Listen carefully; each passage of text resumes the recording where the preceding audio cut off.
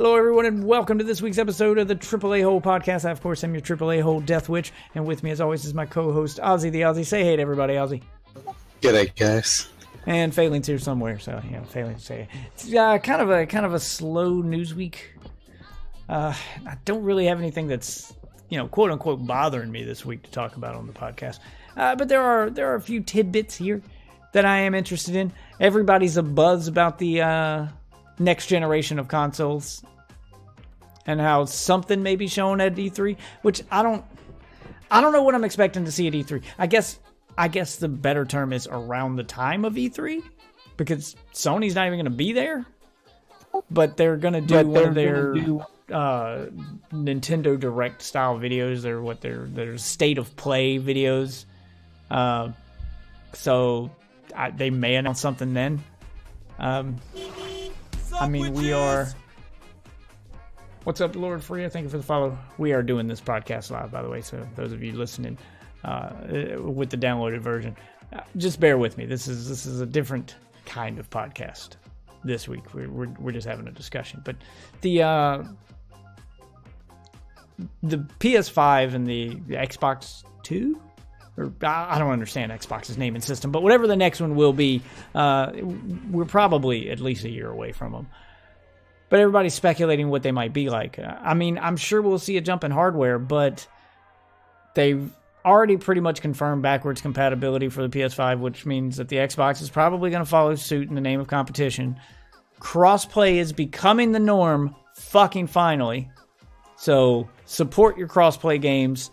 Let them know that this is what people want so that we get more and more crossplay, and they'll back off of that, which makes everyone wonder what the future of gaming is going to be like console-wise. I think we weren't ready at the beginning of this generation of consoles, and I don't think we'll be ready at the beginning of the next generation of consoles. But this generation of consoles, PlayStation 5 and the next Xbox, may very well be the last big console generation where people are forced to buy expensive hardware. If the Google Stadia is as successful as it could be, and I've spent the last 2 weeks or so playing around with these game streaming services. And, you know, the games as a service, the way I mentioned it before, where this is how you do it. So I've been playing with Xbox Game Pass. I've been playing with PlayStation Now. And game streaming's...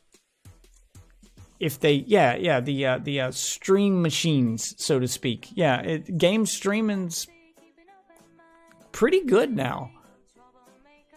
Like, even when I wasn't at home, it was fairly responsive. Now, obviously, there's going to have to be tweaks, and you're going to have a layer of control with a home console that you didn't normally get in the past, like controlling the kind of control you see on PC, where you can control the individual graphics of a game, you can turn down the resolution, things you can do like that to make it not look as good, but make it stream better.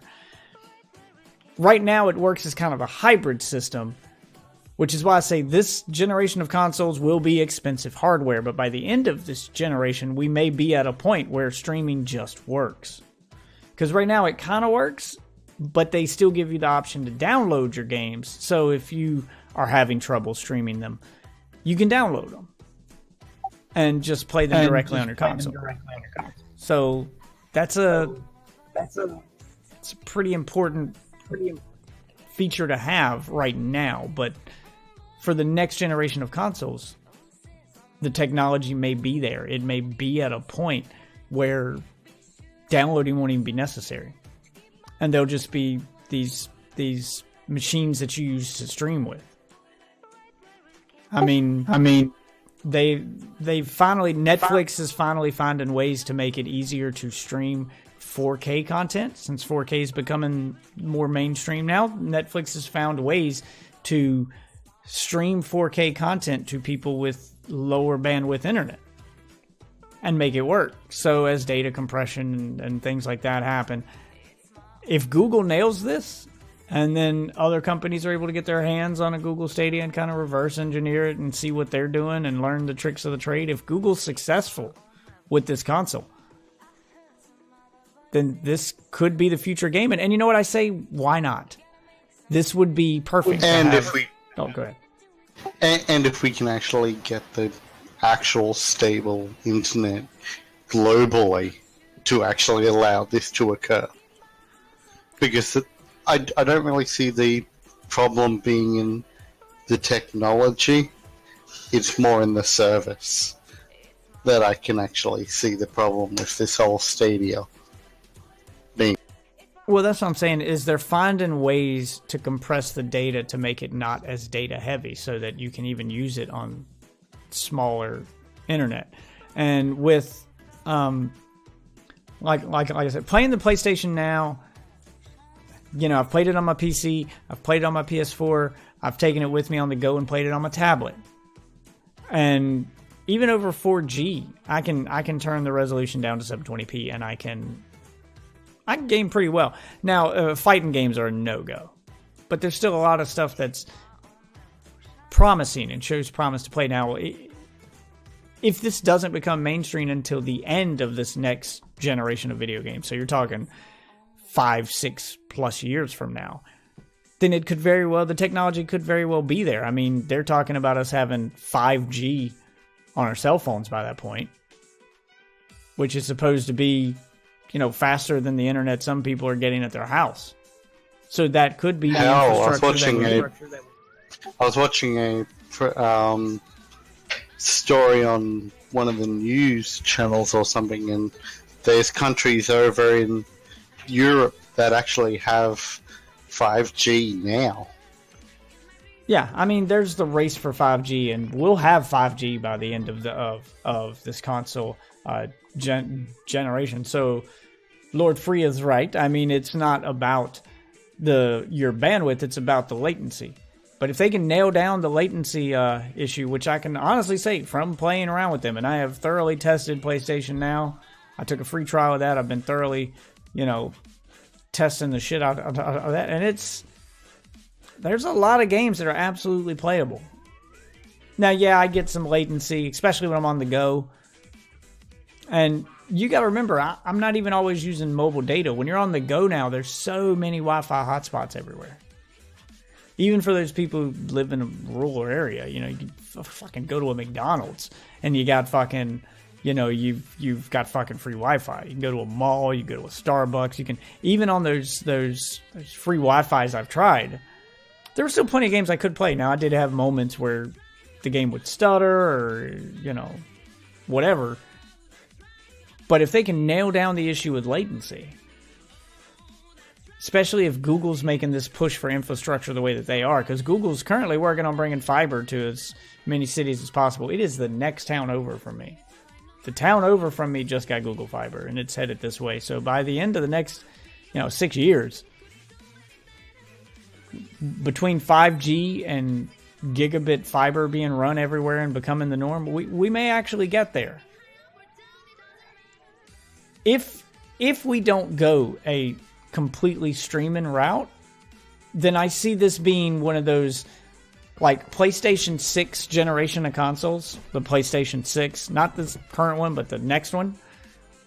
I think maybe we'll see a hybrid launch for the first time, a hybrid console launch where there'll be two versions of the console that you can buy at launch. You can buy a streaming version that only streams games for those people who have the internet to support it and are comfortable with it, are willing to try it out. We'll get a cheaper version of a PlayStation 6 so you can play your PlayStation 6 games completely online, streamable.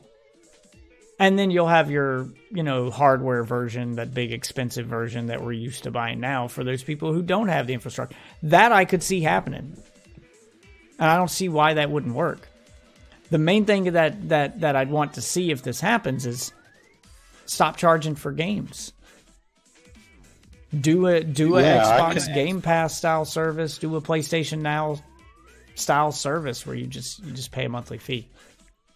I could totally see the GameFlix bundle system being actually very well received, where you basically pay for the console and get 2-3 months of Game Pass service, and then you just pay a recurring fee on top of that. and get every new game that comes out. Yeah. Now this has its positive and its negatives, and you're right. Xbox already has a version of the Xbox without a Blu-ray player, but that's just them making a push to go all digital instead of, getting rid of physical media. Now, they have their own reasons for getting rid of physical media, which I don't personally blame them for. Physical media is kind of a pain in the ass. No one really buys it anymore. I mean, GameStops are already like so far in the red that they can't even sell their business. They're going to go under. It's going to happen. They're going to go the way of Radio Shack and Blockbuster. GameStop's going under. They are getting desperate to stay afloat. They're closing stores. They put themselves up for sale and no one bought them. They're pushing everything towards ThinkGeek, which is, a company, the last company they bought and took over before they started to decline. So, GameStop stores are basically toy stores now. They're not game stores anymore. You walk into there and you'll see more action figures, statues, board games, toy stores or collectibles. Novelty stores. Yeah, well, novelty stores, collectibles, whatever you want to call it. But you go in there, and the point is you see more of that stuff than you see actual fucking video games anymore. I mean, I walk into a GameStop all the time in the mall here, and every time I go in there, I see less and less game space and more space for... I mean, they just added a clothing section to the GameStop in the mall. There's now just a game clothing section. Now, it's all video game themed, but it's becoming a themed store, not a specialty video game store. Just a video game themed store where you can buy statues, you can buy clothing, you can buy board games, coffee mugs, plushies, toys for kids. It's everything except actual fucking video games. Like, those sections are getting smaller and smaller. Not to mention, you're looking at the bill, which everyone will forget to pass in the U.S. that allows ISPs to adjust. And, well, the thing with that is they're actually now, if you want to get into the legal side of things, with the way Google's pushing its fiber and AT&T's pushing their fiber, with the way fiber's making a push, fiber doesn't, there's no law against fiber. So laws aside, I don't think that's going to matter. Because competition's going to be what drives them at that point. Because you have to remember, here in America, there have been virtual monopolies in the realm of internet and cable television for decades. There have been many people who the cable company was your only option for high-speed internet, period. It was either dial-up or call a cable company.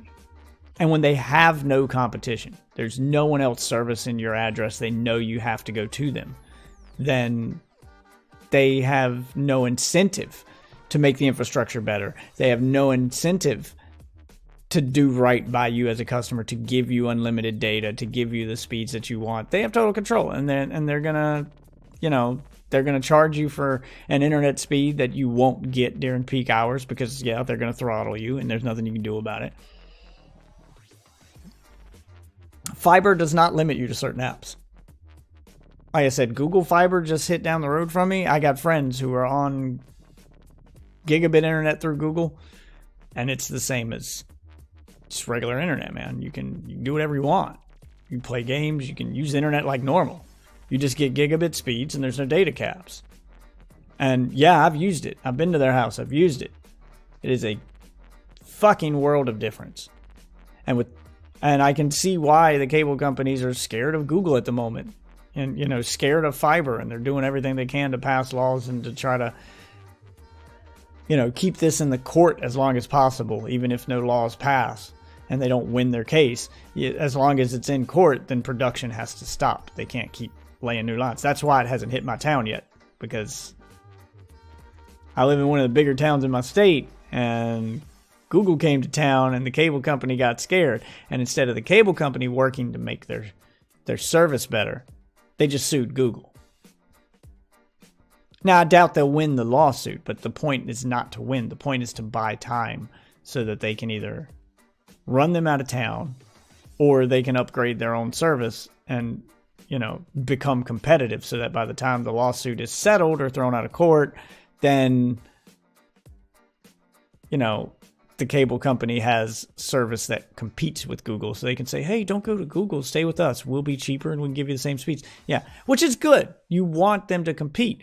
But that's my point, is Google's making a pretty big push for this. Because think about it. If you get your internet through Google, and Google's offering game streaming services like Stadia, it could all just be one bill. You get a fucking discount. You may even get game streaming for free as part of your internet service. So why not buy the hardware? Why not buy the console and play on Google Stadia? So of course they're pushing for this. Of course they are. How long until Google gets damn near monopolization? Does Google then throttle every other piece of shit? I mean, that's, we're arguing semantics at that point. Whether or not Google's going to get to the point that they throttle or not, I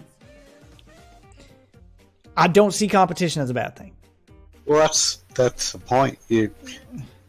No company should have a monopoly. Yeah, and you should always have competition to keep prices and quality at standard for the customer. I mean, if you're talking about how long until Google doesn't have any competition, because right now their competition is the cable companies. And they're always going to have that competition for the foreseeable future. Just because cable's already everywhere. So Google has a lot of ground to cover before they become so big that they can shut down the cable company. So what you're talking about is Google becoming the new cable company, the only option you have for internet. And we're decades away from that. And that's if Google can run enough fiber nationwide to put cable companies out of business. It's not likely to happen any fucking time soon. What you are going to see, if Google keeps pushing the way they're pushing, is you're going to see just fierce competition. You're going to see Google coming to town and knocking on the door of everybody with cable, with people who've got, like myself. I mean, I've got pretty good internet here through the cable company, but I'm only getting not even half what Google's going to be offering. I'm getting 400 meg down, and 20 meg up. Google comes knocking on your door with a gig down and 100 megabytes up for the same price. I've already looked. I went and looked at the fucking brochures that they were passing out to my buddy who's, in the apartment complex that they just ran fiber to. Yeah, they're roughly the same price as the cable companies. For more than twice the speed. No data cap. And as far as he can tell, there's no throttling. Even if they throttle him down to half the speed he's paying for, he's at a gigabit, man. He's at a fucking gigabit. Think about this. If Google throttles him to half the speed he's paying for, he's still 100 megabytes faster than me at my fastest. And I know they throttle me during peak hours. I've ran speed tests. I've seen it. I sometimes get half what I'm paying for. And I'm only paying for 400. I know for a fact the cable company throttles me on the weekends between 9 and whatever during fucking peak hours. Of course they do. So, no, competition's not bad. All that means is the American metric of businesses in comparison. Look at the medical industry is a completely different industry.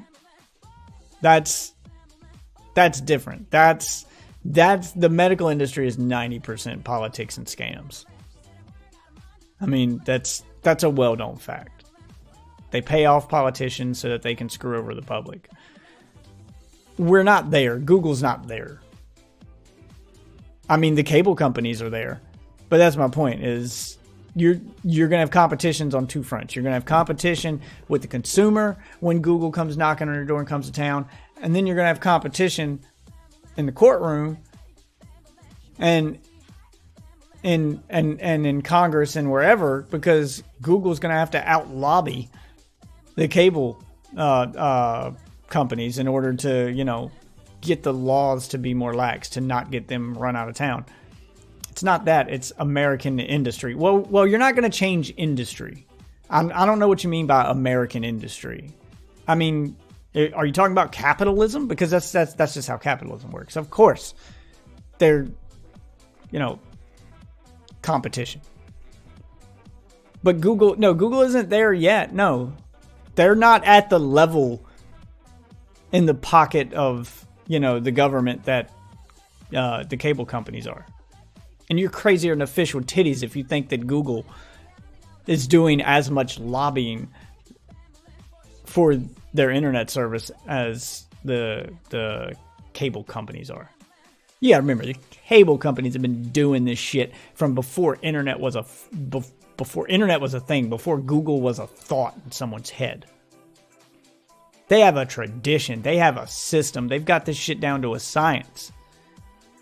They've already got they have fucking members of government that they're so deep in the pocket with for so long that they're not even considering Google an option. So no, Google's not where the cable companies are. It's just not possible. Not yet.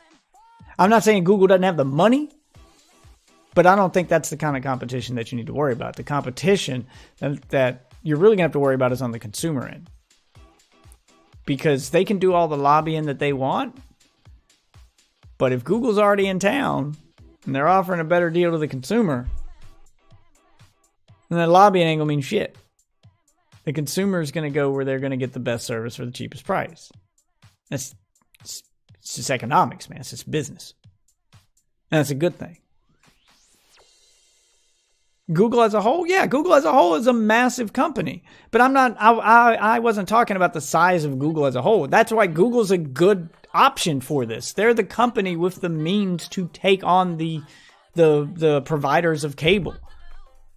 And they're probably the only company with the means to do that. There hasn't been a company with the means to take on Comcast, Time Warner Cable, Cox. There has not been a single company big enough to take them on and since cable became a thing. Not one. Many have tried and many have failed. Google has the means. Google can pull it off. But when I said that they're not near the level that the cable companies are, I meant on the government side of things. Google's not lobbying the way that the cable companies are lobbying. Because it's not just about money. There's some people who are so deep in the pocket of the providers that they're of, Cox and Time Warner Cable and Comcast and Spectrum and whoever. There's some people who are so deep in their pocket that it's a loyalty thing at that point. Like, they're not going to take Google's money. They've gotten as much money as they need, and they're just going to, it's business as usual, so to speak. They're not going to take a risk on a new thing because gotta remember, these guys in government are old. They're gonna do what they always do. They're gonna approach it with this, if it ain't broke, don't fix it attitude. And to them, it's not broken. They're getting rich off of it. They don't think it's broken. Look at the long term. What makes you think that they won't fuck over people when they're damn near a monopoly, that they won't do the same? I'm not saying they won't, but that's long term. And the objective is not to let them get to that point. Yeah, you do everything in your power. Yeah, you do everything in your power to keep them from getting to this point. But you're talking about fighting two giants at one time here, and there's no perfect situation in which you get awesome internet and companies don't try to overstep. That's just never going to happen.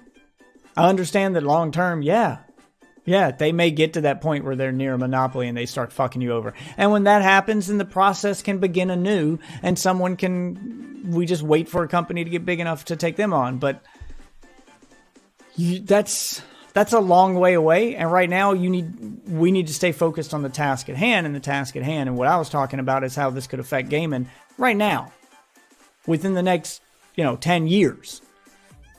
But also the other thing that you have to do between now and then is not just vote when it comes to your voting as politics. Don't vote on party lines.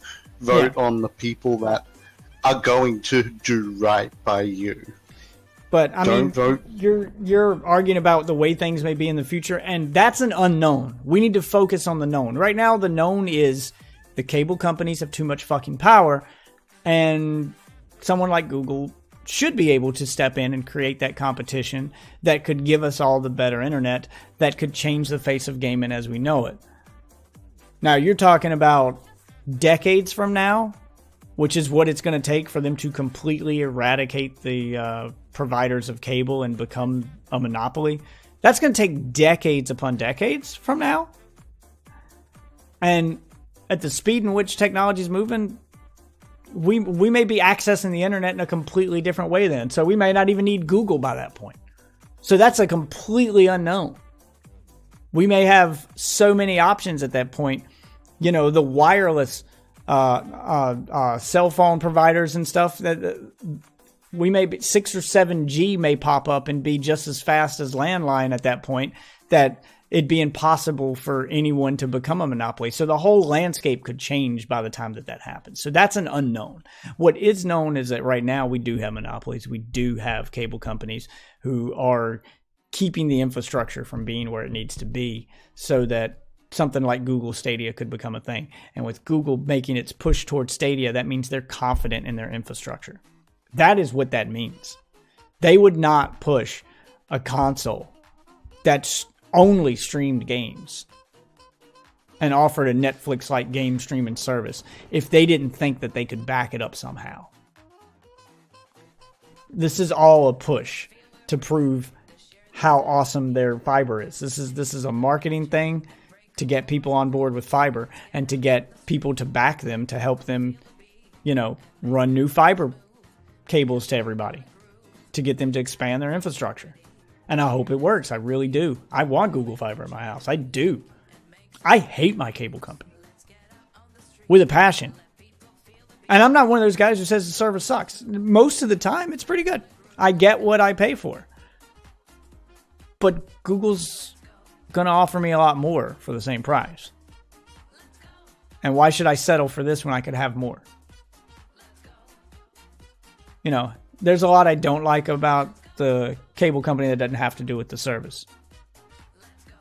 And I can't, for the life of me, get them to stop harassing me to buy television and fucking landline.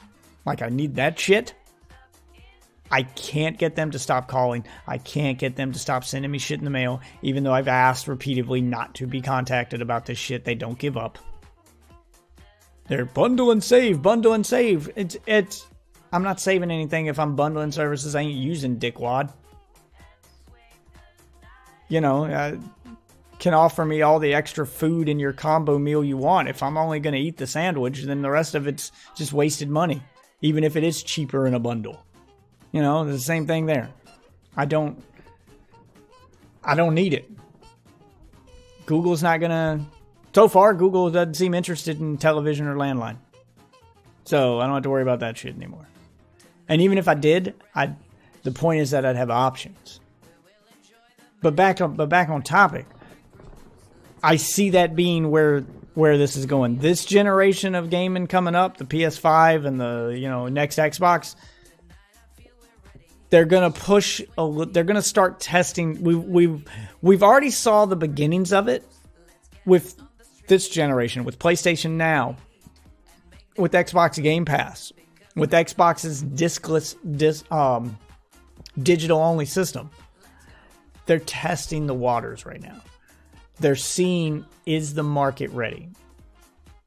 Because they jumped too far too fast at the beginning of this generation. Because if you remember, Xbox announced that the Xbox One, before it came out, that it would require an internet, a connection to the internet to even work, for the console to even work. That was their original announcement for the Xbox One, was that it would have to have a connection to the internet to work, and it would have this DRM that says you can't play used games. They overstepped their bounds. They shot their load too early there. So they backed off, and now they've spent this generation slowly testing the waters. They're trying to get back to that point where they're going to sell you a console that always has to be online, and then won't play used games. Or won't play games at all. Won't play physical games at all. They're already selling you one of those consoles. So used games they don't even have to worry about DRM now. Because they don't have to worry about you borrowing a friend's disc or going to GameStop and buying a used game. Because it doesn't play those games at all.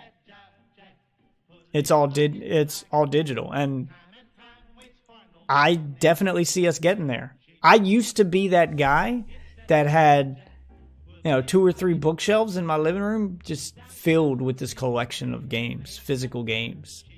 Back in the PS2, PS3 era, I had that. I just had shelves and shelves of games, and I collected them. And that was my collection of games. You walked in, and I had them all alphabetized and everything, and you go through there, and you pull out a disc. And then have to worry about disc getting scratched, and I was that asshole always yelling at my friends because you put a game in the wrong case. Or, God, my pet peeve was when they'd take the game out of the system, they wouldn't put it back in the case, they lay it upside down somewhere. Thinking, whoa, it's upside down. As soon as I had the option to go digital, though, I did. And I don't regret it at all. Considering the fact that most of the games we buy now are online-only games anyway, in some shape, form, or fashion, that most games you don't own when you buy them now. You're just basically buying the right to play them. And that those games become useless if the servers get shut down. I mean, I'm talking about, your Destiny 2, your Anthem, games like this. Your Call of Duty Modern Warfare 4 or Call of Duty Black Ops 4 was all online. There's no single player. More and more games are coming out like that. For Anthem, it's not if the server gets shut down. It's when. Well, that's my point, is that you don't really own these games. It's not like on the 360 era where I bought BioShock, and I own that BioShock game forever. I can put it in my Xbox 360 anytime I want, and put it in my PlayStation 3 anytime I want, and still play it to this day. You can't do that with Anthem. In a year or two, if not less, that Anthem disc you bought, fuck the fact that it's physical, who gives a shit? It doesn't matter if it's physical or digital. That disc you bought is gonna be fucking worthless. Because you're gonna put it in your console and you're gonna turn it on and there'll be nothing for it to connect to. We've already seen this with Evolve and Battleborn. Those are fucking worthless games. So we now live in an era where the games are worthless as soon as the servers no longer exist. So why are they wasting manufacturing cost on physical media that won't function as soon as the server gets shut down anyway? That would just become a glorified drink coaster. So this is the direction that games should go. Let's kill pre-order culture. There's no need to pre-order a digital game. It's never going to fucking sell out. It's digital. Let's kill pre-order culture. Let's kill the $60 game. Because now that you're not manufacturing those glorified drink coasters, now that you're not manufacturing games and putting shit in cases and doing all that, now that you're not doing all that, the cost of the game should go down. And if you're not going to sell them for less than $60, then let's just do a Netflix-like gaming service. And I could see that happen where you have 2 console choices. PlayStation already tested the waters with this. You know that, right? They sold the PlayStation television. Remember that? They supported that longer than they supported the Vita. It did well. And then there's also the other unnecessary things. You don't need Liam Neeson to do 5 minutes of dialogue. Get some other guy who's far cheaper, and you can actually bring the cost down because you don't need Liam Neeson voicing a tutorial. Well, when it comes to that kind of stuff like that I don't care about. They can budget their games however they want to budget them to. I'm not saying that they need it, but what I'm saying I'm saying is these certain things you don't need. So if that's what you don't need to spend hundreds of thousands, maybe millions of dollars to get horse testicles just right. Well, what I'm saying is that shit won't matter if we go to a Netflix-like game streaming service. In fact, that shit would be a positive. Them paying for celebrities, them making these high-profile, big, expensive games would play to their benefit, because if it's on a Netflix-like streaming service, you're going to have to do something to make gamers pick your game out of the hundreds of other games they now have access to.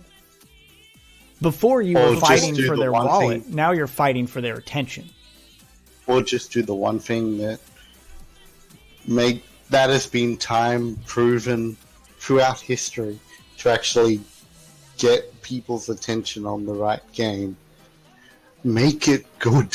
Yeah, well, I mean, all of that aside, that's what I'm saying, is that would be a good thing for them to put celebrities, for them to keep making these high-profile games and putting them on a Netflix-like streaming service, because now they're fighting for your attention. And just like Netflix, when Netflix releases an original show, they usually hire big-name celebrities to put in them in order to sell those shows. You know, you had your House of Cards, you know, shit like that.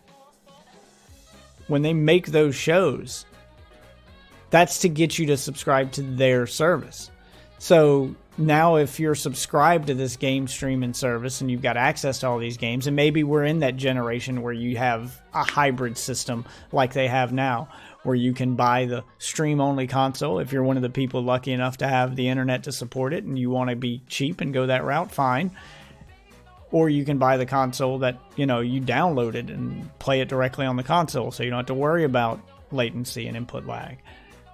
The point is, they still have to fight for your attention, because you have access, no matter which console you pick, you would have access to hundreds of games.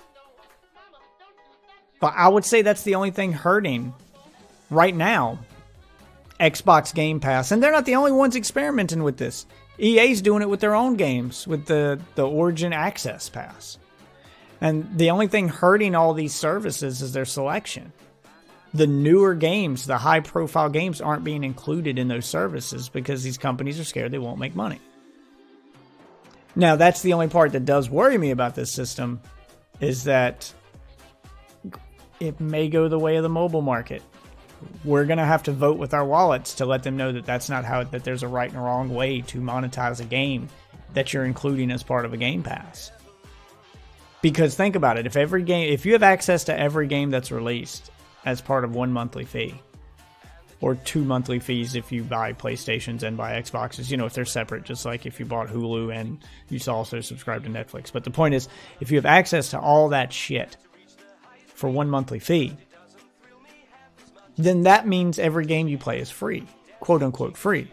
Well, that's what the mobile market is right now. It is swamped with free games, quote unquote free games. But you download them and you play them and you eventually get bombarded with just the most predatory microtransactions in the world on mobile. You get bombarded to the point that you either hit a paywall or it's pay to win. That's the only thing that worries me about a system like that. Netflix-like game system, is that the monetization these guys are going to start throwing at it. I would be perfectly happy, and I think that they would make the most money if they included the game. We'll use Destiny 2 as an example. If they included the base game, and Destiny 2 already tried this and it worked for them. You included the base game for free as part of the Game Pass thing, and then you paid for the DLCs. If it kept pay-to-win tactics out of the game and it kept mobile game tactics out of my game, and I'm already not paying up front to play it, I'll gladly buy some DLC down the road after I've invested some time and you've earned my money, basically. Because right now they don't earn your money. In fact, they take it before they even put the game in your hand with pre-orders. You know, moment of silence for everybody who pre-ordered Anthem and Fallout 76. That's what I'm talking about. We're getting fucking broken-ass games that we've paid $60 for before they're released because we were lied to. That would stop with this system. They would have to earn your money because they'd have to get you hooked on the game enough to want to buy the DLC.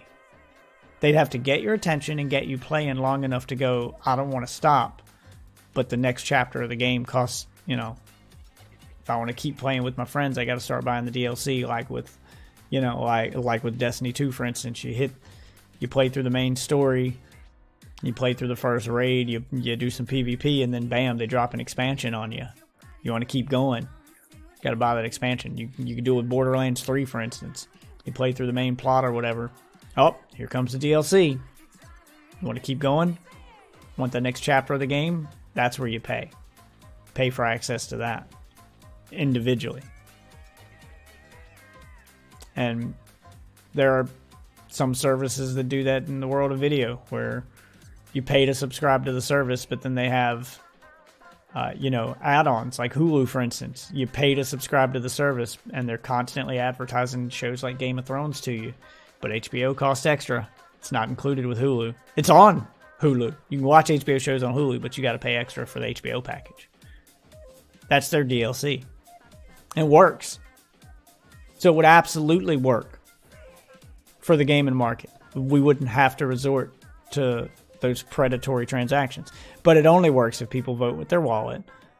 And when you see those transactions popping up in your games, when you see those fucking pay-to-win mechanics or those mobile game mechanics, you don't pay for them. Or you stop playing the game. And I think people would actually do that. Because a lot of the reason why people continue to play and put up with that shit in games is because they spent money on the game. Because they spent $60 to buy Anthem and they need to justify that purchase.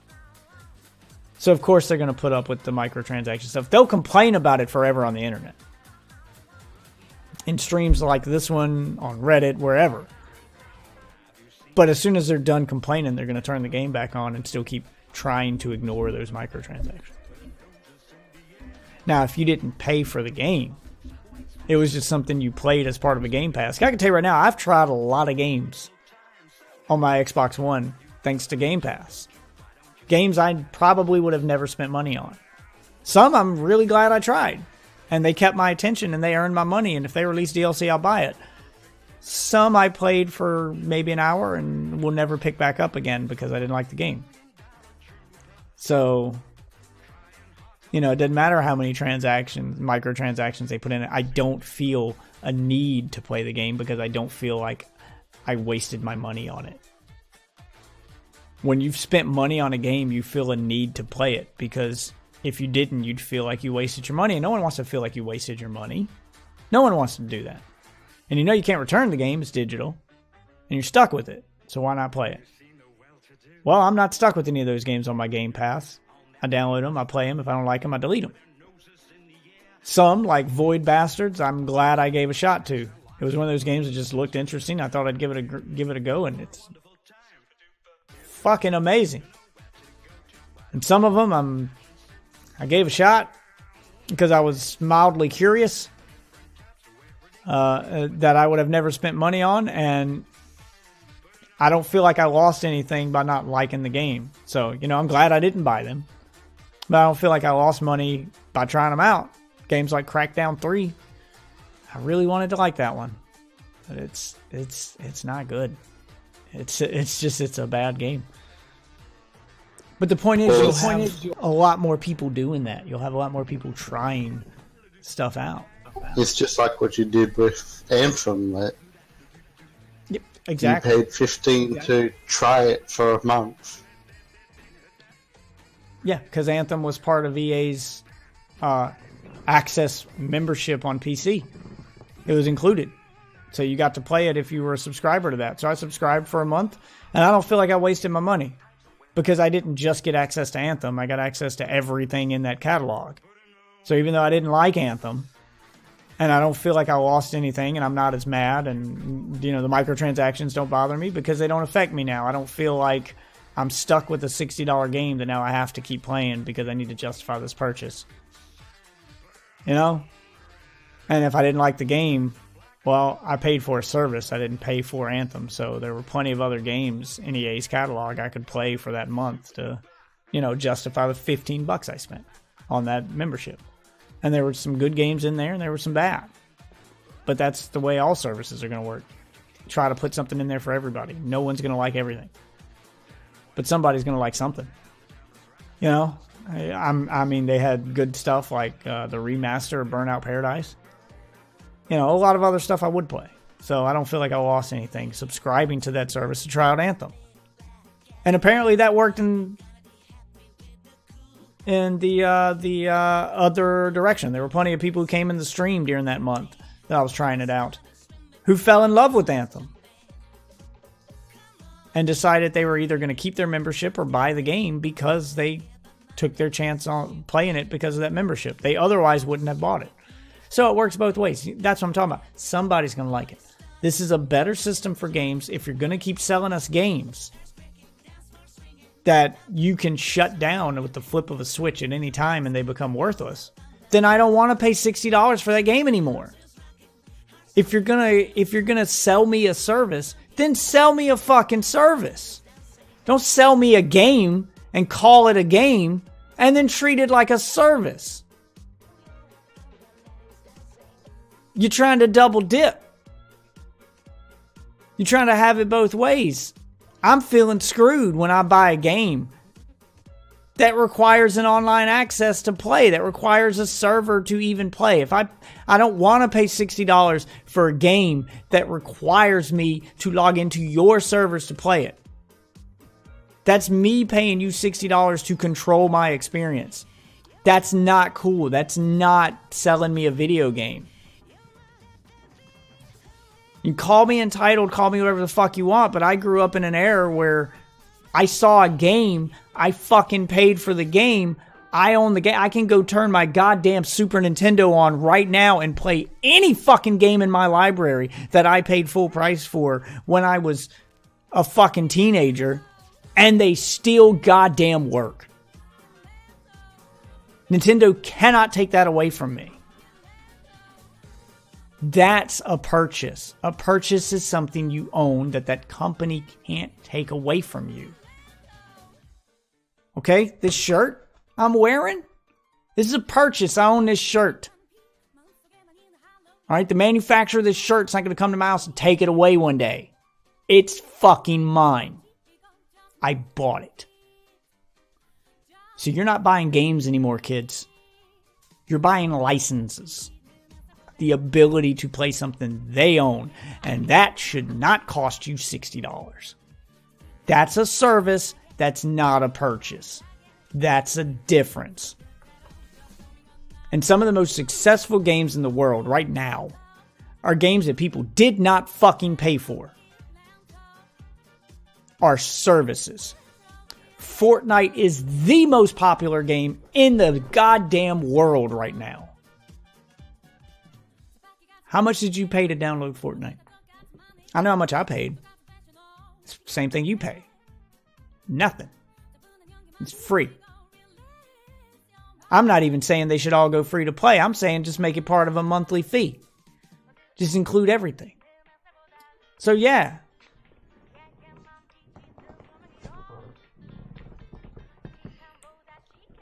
So I hope this happens.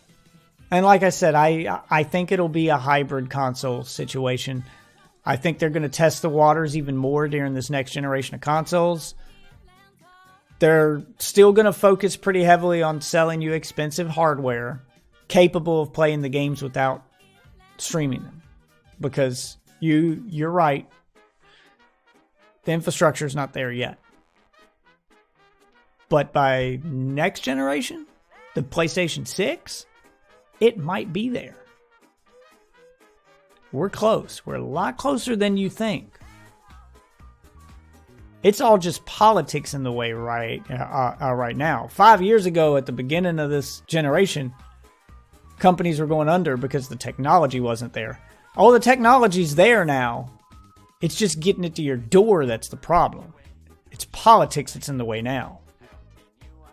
And you can throw enough money at politics to get your way and make it happen. The only thing stopping this from happening now isn't technology, it's just time. It's time and money. And I hope companies like Google keep pushing so that this does happen, because this, I believe, is the future of gaming. This is not VR, not some new tech, not anything like that. This is the future of gaming. Cross-platform, play anywhere, make it part of my monthly bill. Games as a service. Not a game as a service, like Anthem or Destiny 2, but all games as part of one service. And then you just find yourself in the same boat you find yourself in right now with your streaming, television or movies. And that's deciding which service you want to subscribe to. Xbox has already made it very clear that this is where they're going with their Xbox Anywhere push. They're even going to bring you some Xbox games to your Nintendo Switch. Xbox isn't going to be a console anymore. It's going to be a brand. Just like Netflix stopped delivering DVDs, they weren't a rental service anymore. They became a brand. PlayStation's going to be a brand.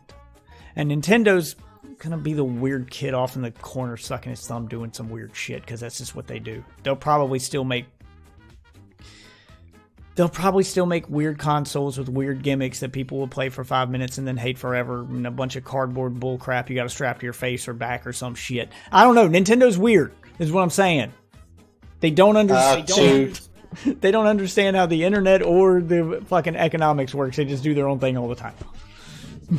To answer Wolf Waffle's question there, that he doesn't understand why people would watch people play Fortnite rather than play it themselves for free, I think that comes more down to the same reason you watch a soccer game, the same reason you watch a basketball game. You're not watching it because it's something that you can't do, because you can go out, kick a ball, you can go out, shoot hoops. You're more there watching it for the personality of the people that are in the person you're actually watching. Yeah, I say the same thing to, I'll even take it outside of sports, because everybody makes the comparison to sports, but not everybody watches sports. So, it's the same reason people watch cooking shows. Let's just go to cooking shows or do-it-yourself shows. Why watch some guy fucking cook a cake or have a cake cooking competition or whatever when you could go in your kitchen and cook your own cake and actually get to enjoy eating it? Because you can't make a cake the way they can make a cake. You do it to learn. People watch for different reasons. They watch to learn. Some people watch because the fucking salt guy became a meme, because he's a character and you enjoy watching him. He's funny. He's entertaining. Yeah. Some people watch it for entertainment. Some people watch it for education. And there's a ton of people who watch Fortnite streams, who watch the professional stream because they want to learn how to be better at Fortnite. They watch it to pick up some pointers. They watch it to learn. Just like you'd watch a cooking show to learn how to cook a dish that you didn't know you had the ingredients for, or that you never thought about cooking. Or maybe to see how they cook a dish different than you do. Find out what the secret recipe is. What the secret is. Yeah, so there's some people who watch for that. And then there's some people who watch because, some of these guys put on a show when they play, like Dr. Disrespect or, Ninja. I always use those two as a comparison. Ninja's the guy you watch because he's good at the game. I don't find him that entertaining as a person. He's just a normal guy as far as I can tell. He's not putting on an act. I mean, other than the wild colored hair, there's not really much of a character there. He's just a guy playing a video game. But then you look at a streamer like Dr. Disrespect, who spends an hour getting ready for a stream, putting on this fucking getup, this fucking wig, this fucking, suit, and then has all these transitions and effects and, all these bells and whistles on his stream. He's putting on a show. That's not the way that guy acts when he leaves the computer. I genuinely think that Ninja acts the same way away from his stream that he acts on stream. You're just watching him. When you watch Dr. Disrespect, that's a character, man. That's not the same person as the guy that, takes off the wig and the glasses and the getup and then goes about his day like a normal guy. Those are two different people. He's putting on a show. So that's why people watch that stuff, because it's entertaining. The same reason you're here now, watching me, and you guys show up to my stream and watch me play video games that you could easily play yourself. I play a lot of free to play games too, but you like the interaction. You make friends in streams. For the same reason guys go to a sports bar to watch the game instead of having a beer and watching it at home. There's a social aspect to going to a bar and watching a game in a public place. You might make a new friend.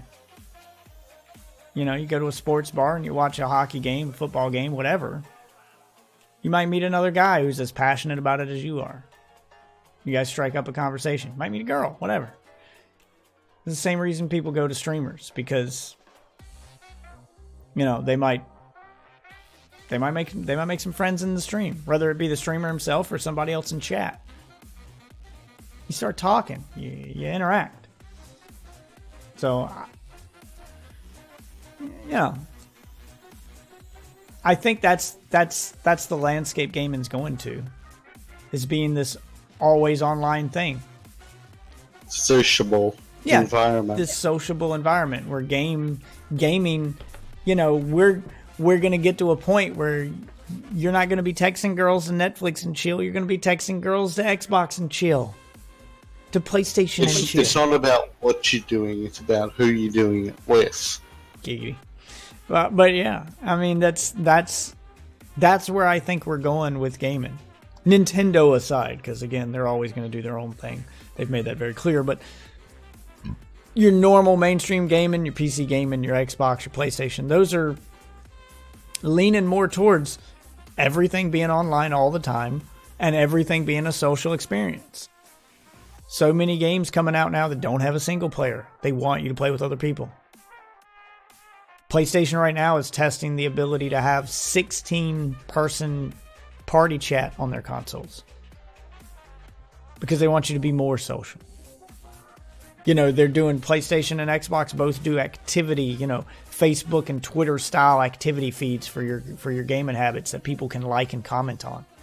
You unlock an achievement or a trophy on PlayStation.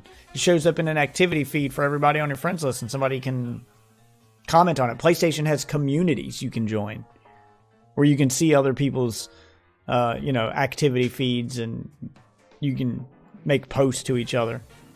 Basically an in-house forum system right there on the console. So yeah, they want you to be more social, and that's what this is going to turn into. An always online social environment. You're no longer buying games, you're buying access to clubs, you're buying access to content.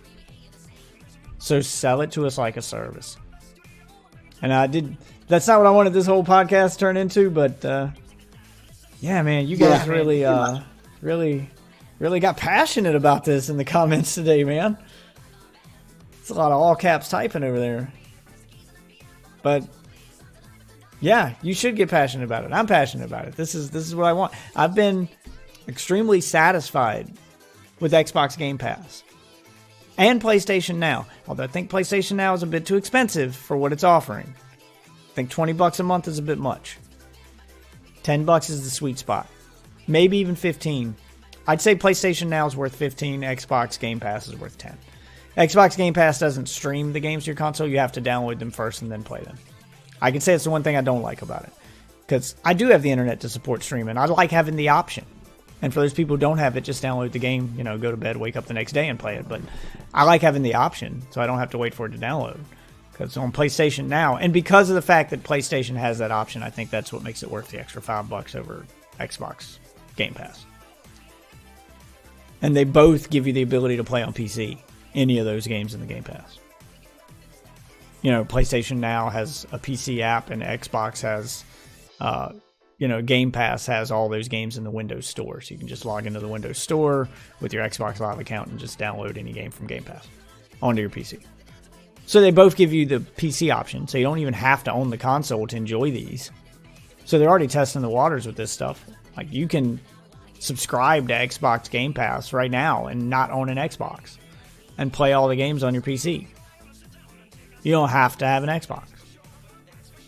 Same thing with PlayStation Now. You don't have to have a PS4. You can sign up for PlayStation Now, download the PS Now app, and just start gaming. And PlayStation gives you the option to stream those games or download them. And I think that's why it's worth the extra $5, because that's one thing I do like about my PS4, PlayStation Now over Xbox Game Pass is if I see a game I want to try out, it's at the click of a button. I just try it for 10, 20 minutes and decide if I like it or not. And if it's not performing the way I want it to, like a fighting game like Mortal Kombat 10, input lag is too bad, or, my internet isn't fast enough to be responsive enough for a game that requires pinpoint accuracy with my button timing. If it's that kind of game, then I have the option to download it. I don't have to stream it. But for a lot of games, I don't need to download them. I don't need to waste the hard drive space and the time waiting for it to download, especially if it's a game I don't know if I'm going to even like. It's an impulse thing. I want to play it now and see if I like it and go from there. And there's a lot of games like that don't require me to have pinpoint timing with my button presses, that I could easily just start streaming and play. Turn-based games, strategy games. There's a lot of games that are like that. Even MMOs like Elder Scrolls Online. It's not as, it's not as forgiving as a turn-based game, but it's also not as pinpoint accurate as a fighting game or an action game. Even if there's a delay of half a second with my button presses, it usually doesn't make that big a difference in a game like that. There's some leeway time. So, and half a second's a lot. That's a lot of lag.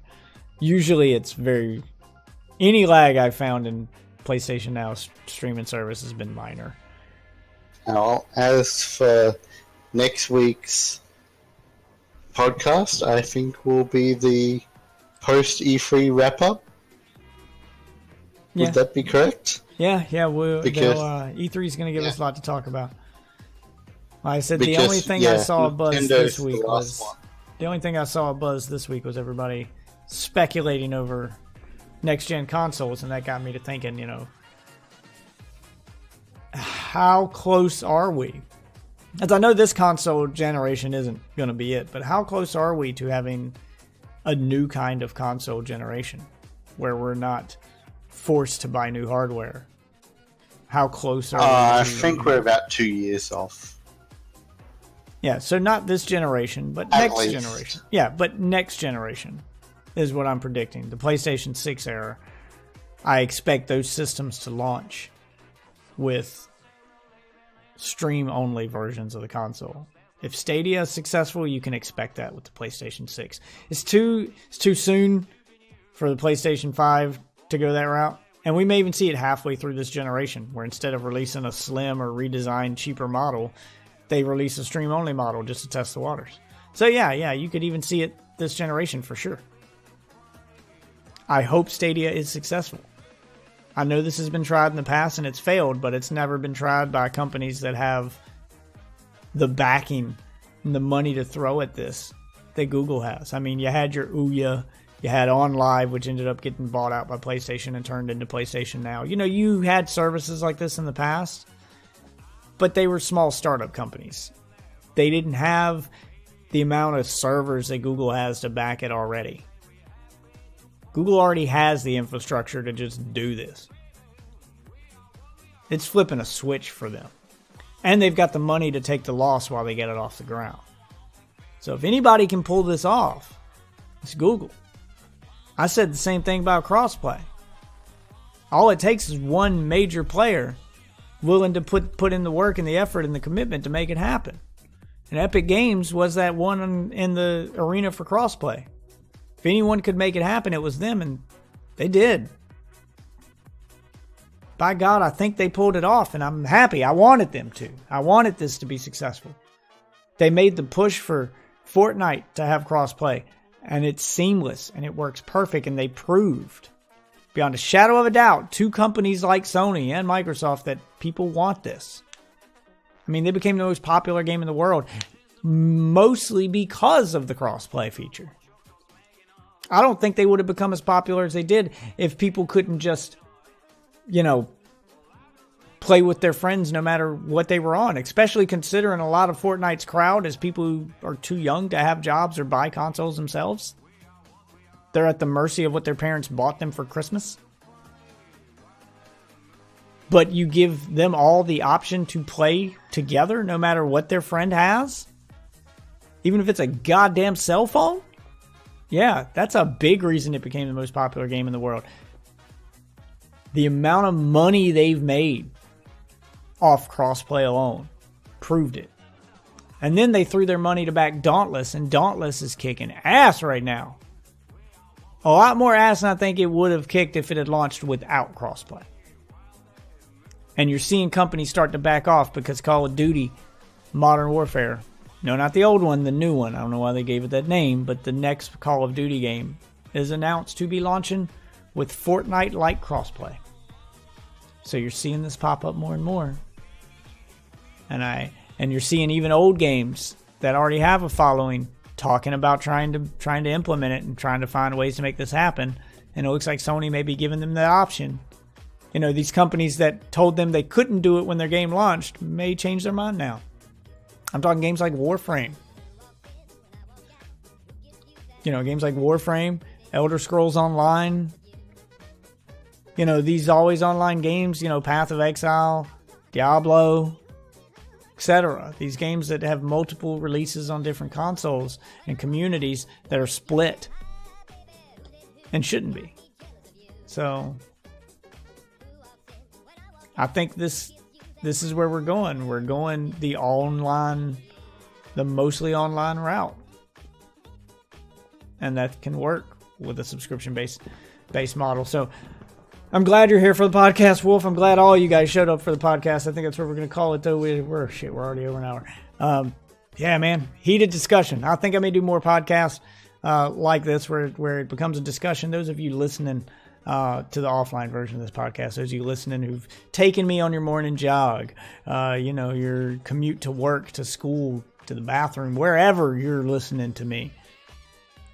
Would you want to see, you can email me, deathwitch@gmail.com with your comments. Do you like this format of the podcast better, or do you like the other one where, I do kind of my opinion, my rant, my take on something, and then, read your comments at the end. Which one do you like better? And if you like this one better, and you're one of the people who doesn't show up for the live stream of the podcast and instead listens to it the next day, would you show up for a stream if it were more community based in a discussion like this? Would you want to be part of that discussion? And even if you're not going to show up for it, you can always email me and I'll still read those comments at the end. I don't have any emails this week because I didn't really announce a topic. So this was kind of a surprise kind of podcast. Just downloaded Dauntless and you're in love. So yeah, Wolf is loving the Dauntless. Yeah, and that crossplay is a big reason behind it. I've got it on my Xbox, my PS4, and my PC. So no matter where I'm at in my house, I can fire up Dauntless and play. It's super convenient. So, Dauntless is probably going to end up getting some of my money just so I can support crossplay. I'll spend money on a game that's got crossplay, even if I only play the game once, just to show that I voted with my wallet, just to show that, crossplay is profitable. Because that's what it's going to boil down to on whether or not we get more of this. So, if you're enjoying a free-to-play cross-play game like Fortnite or Dauntless, I encourage you to spend some money. I don't care what platform you spend it on, Xbox, PlayStation, Epic Store, Steam, wherever. You may have access to that game. The website launcher version of it, whatever. Spend some money, even if it's their cheapest package, their $5 starter package or whatever, just to spend some money to show I'm playing your game because of crossplay. Because that's what it's going to boil down to. When they start arguing for crossplay again, they're going to look at the sales numbers and say, well, since we launched on crossplay, we've made this much money. So any money you spend in the game is going to become part of that argument. So, by all means, if you're enjoying the game, or even if you're not enjoying it and you just want to see more crossplay games for a game you may enjoy in the future, give a couple dollars to one of these, to any game with crossplay, and prove that it's a profitable business model. Make it happen. For now, thank you for listening, everybody. Thank you for being part of the podcast. Those of you who showed up for the live version, those of you who are taking me with you on your morning commute, thank you for taking me with you. I have been Deathwitch, your AAA hole, and I know I didn't lay into anybody this week, but, it's a slow news week, so I hope you enjoyed the community-type discussion, and I'll see you guys next week. Thanks for listening. See you guys. See you later, guys.